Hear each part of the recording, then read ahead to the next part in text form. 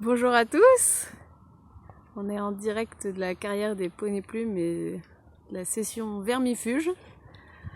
Du coup, je vous épare hier des... Ils finissent leur gamelle, alors il y a un peu des... C'est un peu la bataille. Hier, je vous parlais de l'équipiste des poneys plumes pour stimuler la pousse de la corne. Donc, ça a été un boulot d'un hiver de stabiliser, aménager pour qu'on ait des pieds nus fonctionnels. Et du coup, ça me permet aussi d'espacer mes temps de parage. C'est-à-dire que au lieu de parer toutes les 3 semaines, 1 mois, du coup, on arrive facilement à 2, 3, 4 mois pour certains chevaux. Où l'usure est proportionnelle à la pousse. Et du coup, on a une qualité de pied assez remarquable. Du coup, je vous parlais des paramètres de réussite d'un pied nu performant. Donc, la stimulation, le parage. Il existe moult possibilités de parer un pied. Mais une seule est valable. C'est celle qui lie réellement le sabot pour parer en équilibre avec ce qui se passe à l'intérieur du pied, celle qui prend en compte du coup la 3e phalange. Voilà. Donc si vous êtes dans ce style de parage, vous avez juste... Moi je me suis pris la tête pendant beaucoup d'années pour dire que tel parage était meilleur et telle école était vraiment sensationnelle.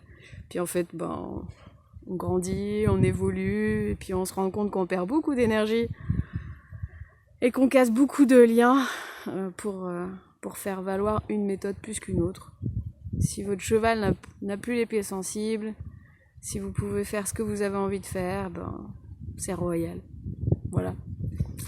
Donc moi, pour avoir des pieds nus fonctionnels, j'ai stabilisé les pistes, j'ai adopté la méthode de parage qui me convient.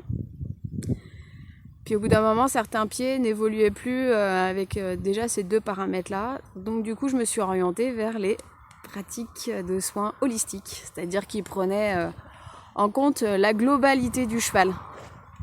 Alors pour prendre en compte la globalité du cheval, du coup, on a été vers des soins de plus en plus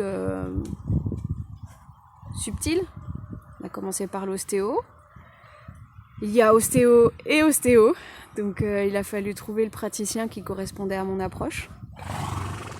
Ensuite, il y a eu un premier pas vers l'énergétique avec le shiatsu.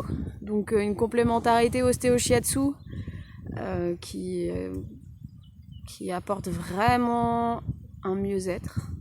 Et puis les pieds continuaient de pas évoluer sur certains chevaux qui avaient des pathologies un petit peu pourries. Et du coup, on en est venu au bodywork. Donc le bodywork permet de complémenter l'ostéo et le shiatsu, dans la mesure où un muscle qui va être en lésion et contracté va faire revenir la compensation chez le cheval. Donc quand on bosse sur la détente musculaire, forcément, ce qu'on fait en ostéo va pouvoir tenir dans le temps. Et puis, y a Charlie là qui passe derrière moi. Il faudrait que je lui gratte les fesses. Maintenant, c'est Gwendo. Je sais plus où j'en étais. Voilà. Ah oui, le bodywork. Et du coup, après le bodywork, y avait encore des informations à aller libérer. Il y avait encore des choses qui tenaient pas dans le temps. C'est un peu la façon de voir si ce que vous faites est efficace, c'est que ça tienne dans le temps. Si ça tient pas dans le temps, si vous avez l'intuition que ça marche pas, c'est que ça marche pas. Il faut bosser, il faut continuer de chercher. Et puis du coup on en arrive à la libération du péricarde. Donc la libération du péricarde va permettre au niveau cellulaire d'aller libérer les informations. Et du coup on en arrive par là à la lecture intuitive. Voilà les soins qui sont mis en place ici pour avoir des chevaux qui sont contents de discuter avec l'humain. Ils sont dispo, ils ont une vie adaptée. Alors il y en a un qui est en train de gratter sur la brouette là-bas pour voir s'il n'y aurait pas des rations un petit peu plus. Voilà, avec tout ça, vous avez déjà matière à bosser. Je vous souhaite une bonne journée, un bon dimanche sous le soleil. À bientôt!